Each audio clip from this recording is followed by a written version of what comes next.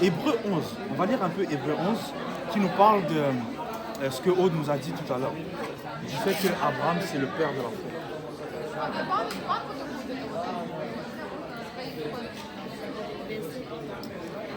Verset 8.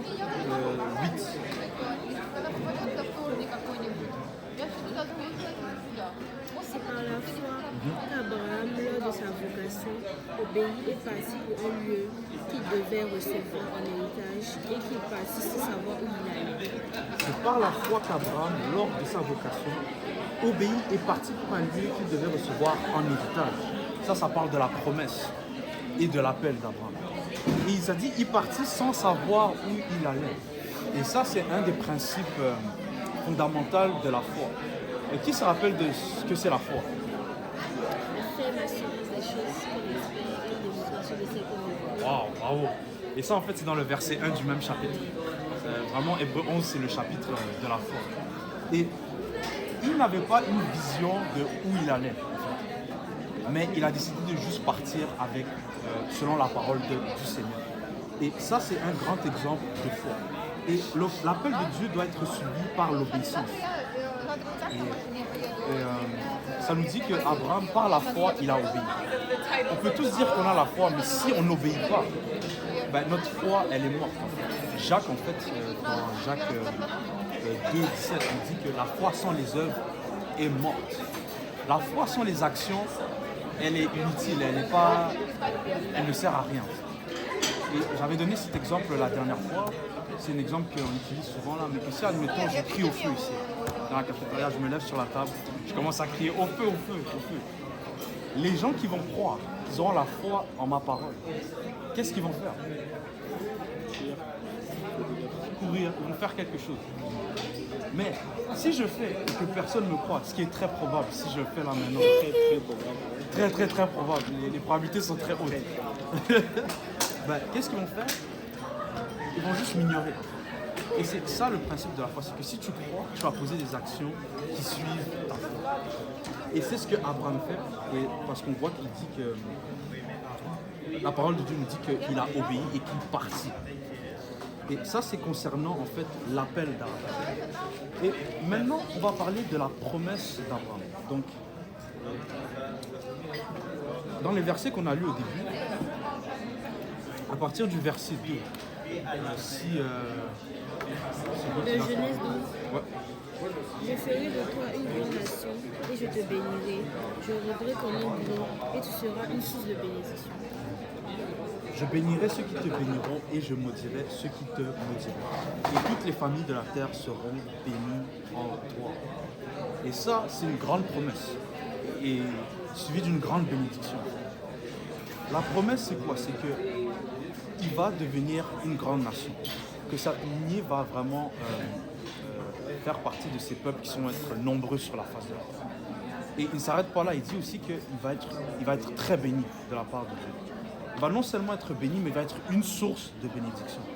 Et ça, on va le voir dans les histoires qu'on va lire, mais qu'Abraham va être quelqu'un de très prospère. Et même les générations après lui, les descendants d'Abraham vont être très prospères. Et ils vont être une source de bénédiction. Quiconque va s'allier avec Abraham va être béni. Et quiconque va s'opposer à Abraham va être maudit. Et cette bénédiction et cette promesse va au-delà d'Abraham. Ça va dans toute sa lignée, sa descendance. Et ça nous parle un petit peu de la promesse qu'hérite le peuple juif. En fait. Et on peut voir ça dans notre société d'aujourd'hui, l'apport des juifs dans notre société. Tant que dans le domaine matériel que spirituel. En fait. Si on parle de médecine, si on parle de technologie, tout ça. Le peuple juif, on peut constater qu'ils sont bénis. Et même dans le domaine spirituel, en fait. Les plus grandes religions du monde, en fait, ce sont les religions monothéistes qu'on connaît. Donc le judaïsme, l'islam et le christianisme. Mais ces trois religions sont des religions qui sont issues d'Abraham. C'est pour ça qu'on les appelle aussi des religions abrahamiques. Et donc on voit un peu ce grand apport que la descendance d'Abraham va avoir jusqu'à aujourd'hui. Ils ne vont pas seulement devenir nombreux, mais ils vont aussi être béni et être une source de bénédiction. Et moi, je ne sais pas pour vous, mais j'aimerais être une source de bénédiction pour quelqu'un. Imaginez, vous arrivez dans une pièce, tout le monde est comme « Ah, c'est lui, il est là ». C'est pas un bon feeling. On aime sentir que quand on arrive, les gens sont contents de nous voir. Parce qu'on est une bénédiction pour cette personne. Et ça, c'est ce que représentait Abraham. Et est-ce qu'il y a une bénédiction pour toi, Steven? On va pas le forcer à dire des... Non, Aude est une bénédiction pour nous tous.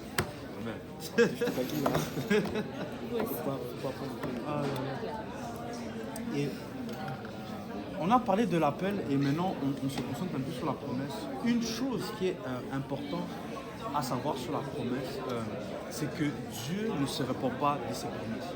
Et que s'il t'a promis quelque chose, il va le faire. Et on va lire 2 versets sur ça, par rapport à ça. 3 en fait. Nombre 23, à partir du verset 19.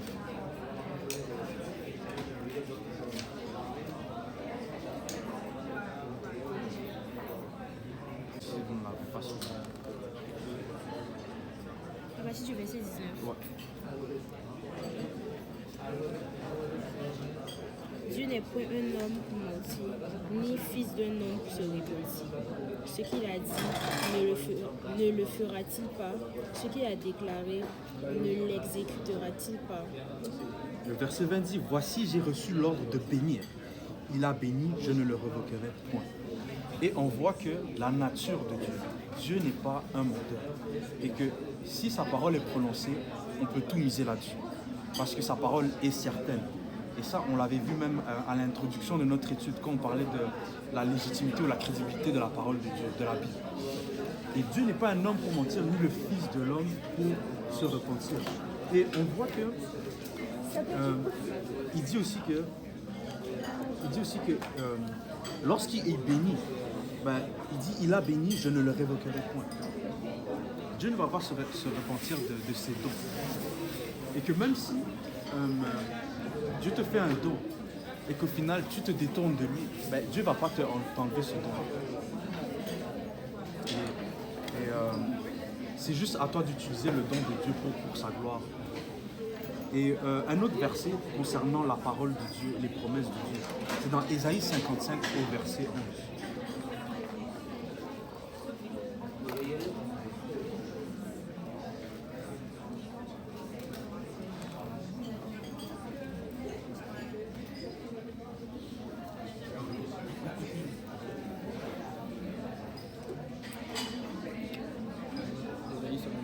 Verset 11. De la même façon, la parole qui sort de la bouche ne revient pas vers moi sans résultat. Elle réalise ce que je veux, elle accomplit la mission que je lui ai confiée. Okay. Je vais la lire aussi dans la version Louis II que tout le monde puisse s'habituer. Ainsi en est-il de ma parole qui sort de ma bouche.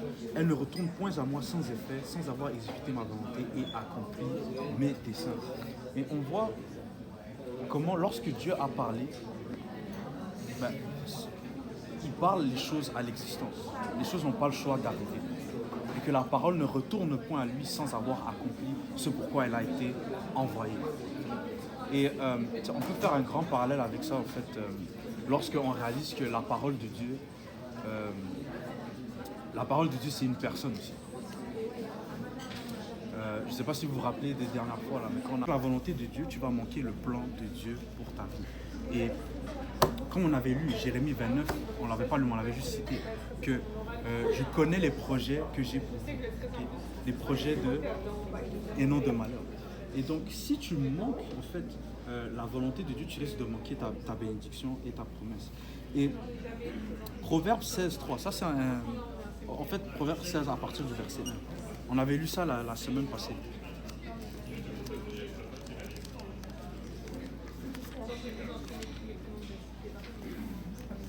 Proverbe 16:3. À partir du verset 1 en fait. On va essayer encore, c'est vrai. C'est Osterval, non? Ouais. C'est good. La préparation du cœur en l'homme et la réponse de la langue. Quoi?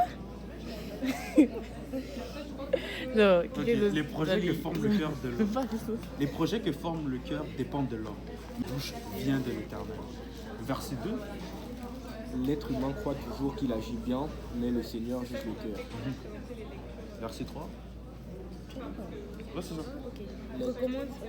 Recommande à l'Éternel tes œuvres et tes projets réussis. Et donc on voit un peu comment dans l'homme, à l'intérieur de chacun d'entre nous, on a plusieurs projets, on a plusieurs choses qu'on veut entreprendre pour nos vies. Et ces choses ne sont pas mauvaises, elles sont bonnes. On doit entreprendre des choses, on doit faire quelque chose dans notre vie, on ne peut pas juste rester à la maison, rien faire là, dormir. Mais qu'est-ce que la Bible, qu'est-ce que le proverbe nous conseille? De toujours consulter Dieu avant. Okay? Et que même si nos entreprises ne sont pas mauvaises en soi, peut-être que ce n'est pas dans la volonté de Dieu. Et que Dieu a quelque chose d'autre pour nous.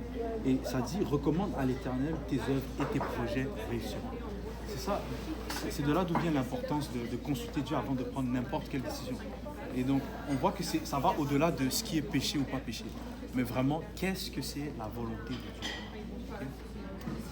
Quand vous priez le matin avant de sortir de chez vous, ce que j'espère que vous faites, demandez à Dieu qu'est-ce qu'il veut que vous fassiez aujourd'hui. Demandez quelle est la volonté, Seigneur, quelle est ta volonté pour moi aujourd'hui? Parce que je ne veux pas passer à côté de ce que tu as pour moi. Et c'est très facile lorsque on ne parle pas de ce qui est foncièrement mal, mais juste des choix quotidiens. Et on va les prendre sans nécessairement consulter Dieu. C'est pas une bonne chose. Même David, en fait, quand il était roi, c'était vraiment un homme de guerre. C'était vraiment, il a fait beaucoup d'exploits dans le royaume d'Israël. Et on voit qu'à chaque fois qu'il devait monter contre l'ennemi, qu'est-ce qu'il faisait? Il consultait Dieu. Il consultait Dieu. Et que même si ce que Dieu avait dit hier pour vaincre les Philistins ont marché, il ne le prenait pas pour acquis pour le refaire demain. Quand l'ennemi se représentait, il reconsultait Dieu. Et ça arrivait que Dieu disait de faire quelque chose de différent. Et que s'il n'avait pas obéi, par exemple, si à la place de monter contre les Philistins, d'entourer les Philistins, il allait juste monter devant eux, comme ça a réussi auparavant, ben, il n'allait pas réussir l'embuscade en fait, qu'ils ont fait. Et donc ça nous montre en fait l'importance de consulter Dieu. Et pourquoi on dit que c'est la deuxième erreur? Non seulement parce que ça lui a amené dans un endroit, le fait qu'il descende en Égypte l'a amené dans un endroit là où il a péché, mais tu sais, quand Abraham dit à sa femme de juste prétendre que c'est sa sœur et que Pharaon va bien le traiter à cause de ça, on voit que Pharaon effectivement le traite bien Abraham à cause de ça. Et qu'est-ce que Pharaon donne à Abraham?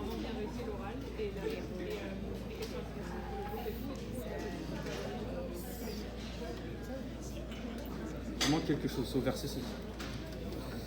Et des chameaux. Des servantes. Servantes. Et qu'est-ce qu'on va Des voir? quoi? Des servantes. Des serviteurs et des servantes. Et il y a un personnage très important qu'on va voir 4 chapitres plus loin, probablement la semaine prochaine. Mais c'est une dame nommée Agar. Ça vous dit quelque chose, Agar?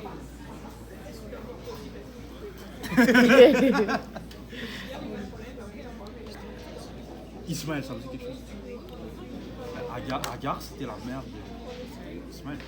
C'est l'enfant qu'il a eu avec Agar parce qu'ils étaient impatients au sujet des promesses de Dieu. Et Agar, qui était Agar? C'était une de ses servantes égyptiennes. Et on voit que la désobéissance qu'il a eue, même si au prime abord c'était comme les bénédictions. En vrai, il a juste menti et puis on a frappé Pharaon et puis ils l'ont laissé partir, mais avec plus que ce qu'ils avaient avant. Mais on voit que dans ces bénédictions se cachait vraiment quelque chose qui allait le coûter cher. Et on va voir ça plus la semaine prochaine. Mais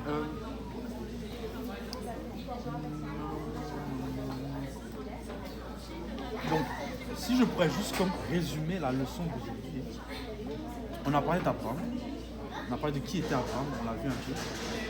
On a parlé de son appel qu'il a eu et les promesses qu'il a eues. Donc, quand on reçoit l'appel de Dieu, c'est important d'obéir. Et si on obéit, c'est sûr que la promesse et les bénédictions vont s'en suivre.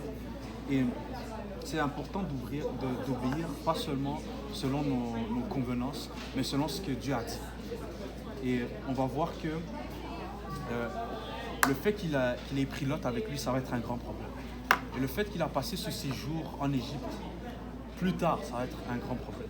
Et pensez pas parce que vous n'avez pas, vous ne récoltez pas ou vous ne voyez pas les effets de vos mauvaises actions tout de suite que ça ne va pas arriver. C'est pas parce que ça n'arrive pas maintenant que ça ne va pas arriver. Des fois, ça va prendre du temps à arriver, mais ça va frapper fort. Et ça arrive, ça va toujours finir par arriver. Et quelque chose que... il me semble que je suis en train de manquer là. Mais... Ouais, donc, on voit comment l'autre, ça va être un problème. On va voir comment... Oui, c'est ça. Le fait qu'on dise que Dieu n'avait pas nécessairement interdit ou permis à Abraham d'aller en Égypte, mais qui n'a pas consulté Dieu avant, du moins de ce que le texte nous révèle. On va voir, on va un peu tricher et puis voir dans Genèse 26.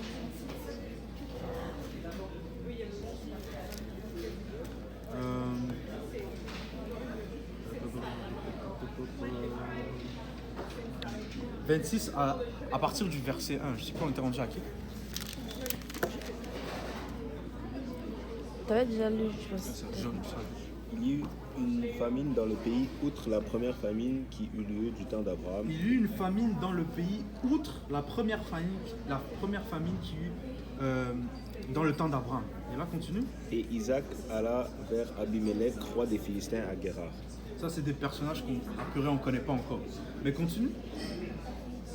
L'Éternel lui apparut et dit, ne descends pas en Égypte, demeure dans le pays que je te dirai. Ne descends pas en Égypte, demeure dans le pays que je te dirai.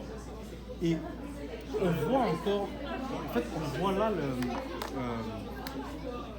le plan de Dieu, en fait, pour Abraham, c'était de rester dans le pays qu'il avait donné. En fait. On doit rester là où Dieu nous appelle. On ne peut pas prendre de séjour ailleurs et puis penser revenir sans que ça affecte en fait notre promesse. En fait. Et on voit que Isaac, Dieu lui a même dit, demeure dans le pays que je te dis. Et Isaac, qu'on va voir la semaine prochaine on va parler d'Ismaël, on va parler d'Isaac. Et Isaac, d'entre les patriarches qu'on va voir, ça va être le seul qui va rester dans la terre promise, c'est-à-dire dans le pays où habitaient les Cananéens, que Dieu avait promis de donner en héritage à Abraham. Isaac va être le seul qui va rester. Et on voit que ça a coûté à Abraham.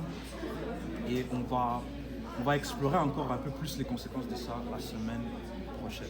Donc, c'est un peu tout pour aujourd'hui. Est-ce qu'il y a des questions? Si on se rappelle de... Noé trouva grâce. T'as vu, Noé trouva grâce aux yeux de Dieu. Et ça l'a prédisposé à recevoir son appel. Okay? Mais pour répondre à la question de comment recevoir l'appel de Dieu, oui, il faut trouver grâce aux yeux de Dieu.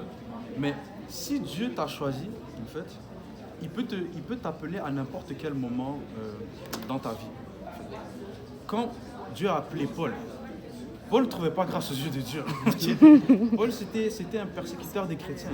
Et d'ailleurs, le moment là où Jésus l'a appelé, il était en son chemin pour encore persécuter des chrétiens. Okay? Quand Dieu a appelé Moïse, okay, il n'était pas nécessairement dans la volonté de Dieu, c'était un rescapé là, de l'Égypte. Il a fui l'Égypte parce qu'il avait tué quelqu'un. C'était un meurtrier quand Dieu a appelé Moïse.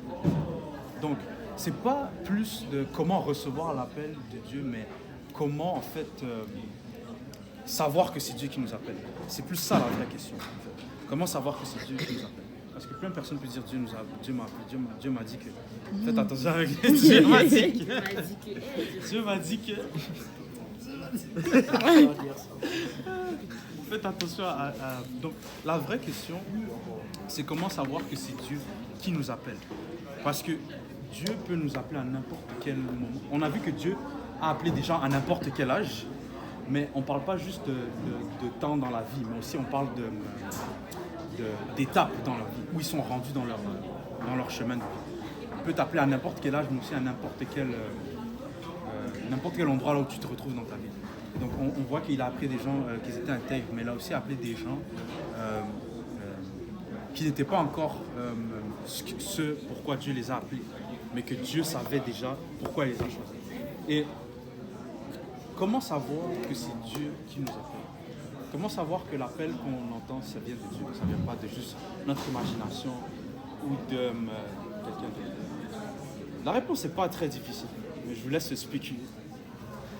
On va pas donner le solutionnaire tout de suite, là. Faites un petit calcul.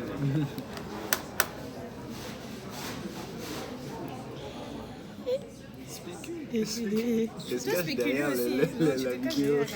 Les caméras. Les commentaires vont pas spéculer pourquoi. C'était ta question. En plus. Comment ça spéculer, Vous me rappelez ma question? Oh non. Ok. Vas-y. Comment savoir, juste à ton avis, comment savoir que c'est Dieu qui nous appelle? Comment savoir que l'appel qu'on reçoit vient de Dieu?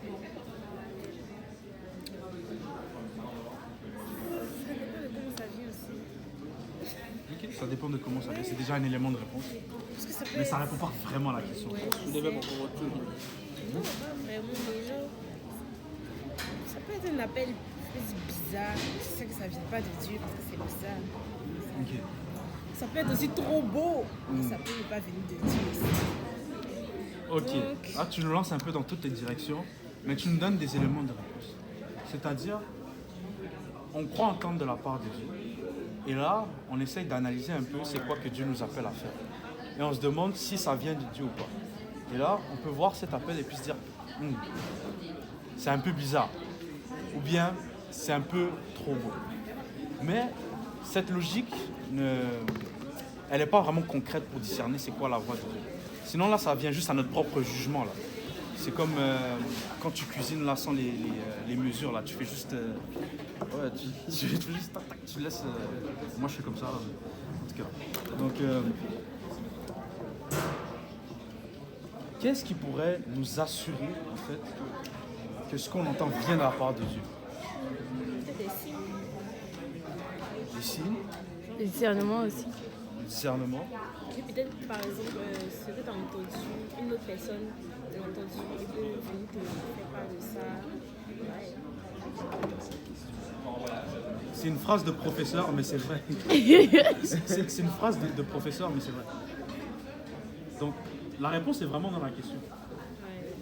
Comment savoir que ce qu'on a entendu vient de la part de Dieu? Dieu confirme toujours par sa parole. On ne peut pas se poser la question. On peut pas se poser la question sur si ce qu'on entend vient de la parole de Dieu ou pas sans passer par la parole de Dieu. C'est quand tu reçois un appel, c'est quelqu'un qui te parle. Si tu veux savoir si c'est Dieu qui t'a parlé, regarde la parole de Dieu. En fait, la réponse est dans la question. La réponse est dans la question. Et que, tu sais, il y a des choses que c'est clair que c'est pas Dieu qui t'a envoyé, qui t'a parlé. C'est clair parce que c'est pas en alignement avec la parole de Dieu. C'est pas en alignement avec sa parole. Et donc, ça c'est quelque chose plus comme clair et plus définitif à laquelle on peut regarder pour savoir est-ce que ça vient de Dieu oui ou non. On regarde à sa parole, c'est écrit. Okay. Plutôt que de dire ça m'a l'air trop bizarre. Parce que l'appel de Dieu peut sembler bizarre, mais c'est l'appel de Dieu, c'est la parole de Dieu. Pour que Abraham à 75 ans quitte la maison de ses pères, là, ça peut sembler comme bizarre. Pour que Moïse reçoive l'appel de Dieu pour aller devant Pharaon et libérer le peuple. Ça peut sembler bizarre pour lui. On peut donner beaucoup d'exemples. Mais ce n'est pas forcément ce que nous on pense de l'appel, mais c'est plutôt ce que la parole de Dieu. Ça répond à la question. Donc, première question était comment recevoir l'appel de Dieu? On doit trouver grâce aux yeux de Dieu. On doit être intègre. Mais il n'y a pas de manière définitive de recevoir l'appel de Dieu. Dieu nous appelle tout simplement, peu importe à quel chemin de vie on est rendu, peu importe même l'âge là où on est rendu. La deuxième question, c'était comment savoir si l'appel vient de Dieu, si en se fiant sur la parole. Et Dieu confirme sa parole avec des signes aussi. Donc ça aussi, c'était un bon élément de réponse. Mais ce n'est pas les signes qui... Exactement. On ne se fie pas aux signes, on se fie à la parole. Les signes confirment. Bien, la parole confirme les signes. Je ne pense pas que ça veut dire la même chose. Il faut que je fasse attention à mes mots.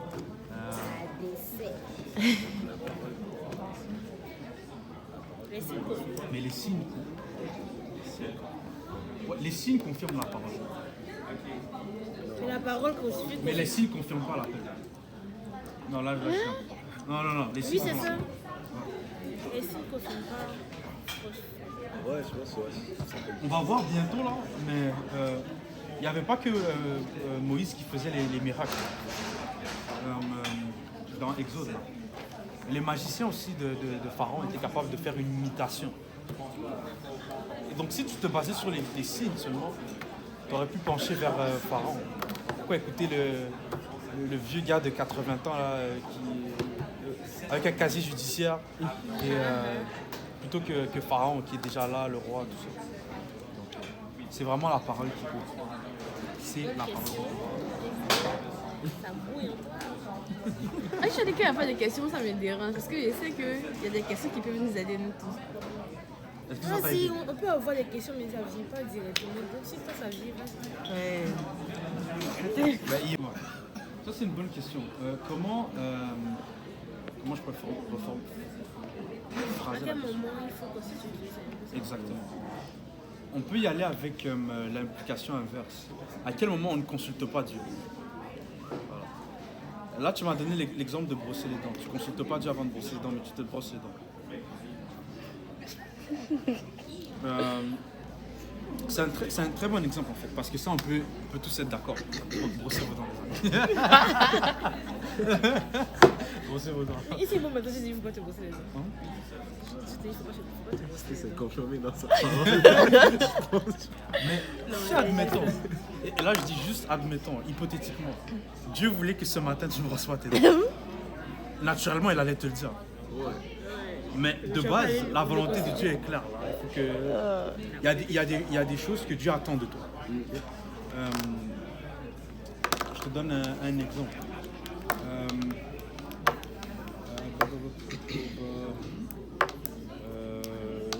Laisse-moi trouver un exemple.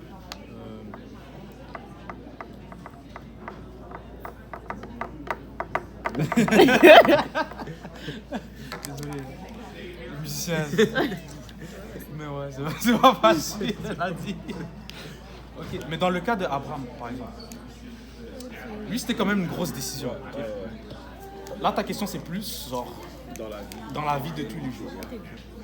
Tu peux demander, tu peux consulter Dieu pour demander littéralement qu'est-ce qu'il veut que tu fasses, sans nécessairement questionner chaque décision que tu fais. Je sais pas si tu vois ce que je veux dire. C'est-à-dire que tu consultes Dieu quand tu prends des décisions, pas vrai? Mais lorsque tu commences ta journée, essaie de demander à Dieu quelle est la volonté de Dieu pour toi aujourd'hui. Et si, par exemple, ça aurait été de ne pas brosser tes dents, il aurait dit, mais la volonté de Dieu ne va jamais être de voler quelqu'un. On est d'accord. D'accord. Je veux dire deux mots en même temps. C'est pas grave. Donc, la volonté de Dieu va toujours être en accord avec sa parole. Et même pour les petites choses, c'est sûr que pour brosser ses dents, il faudrait que je trouve le verset là, mais ça fait du sens que certaines choses, on le fait même sans que Dieu nous dise explicitement. Mais Dieu s'attend de nous pareil. Imagine tu brosses pas tes dents. Imagine tu brosses pas tes dents. Et puis tu vas faire cette étude biblique là que Oui. Dieu t'a donné parce que c'est sa volonté. Voilà. Et là tu parles. Tu perds une âme là, parce que ce qui sort de ta bouche, c'est le séjour des morts. Tu vois? Donc, on a pris un exemple banal, mais il faut être sérieux aussi à un moment donné. Faut être sérieux. Mais demandez la volonté, essayez de chercher la volonté de Dieu pour votre vie et même pour chaque jour. Ainsi, vous saurez quelle décision prendre. Et vous serez guidé par le Saint-Esprit lorsque vous prenez des décisions. Ça répond à la question. Quand est-ce qu'on doit consulter Dieu? On doit demander sa volonté d'abord, en général. Et on le consulte quand on prend des décisions.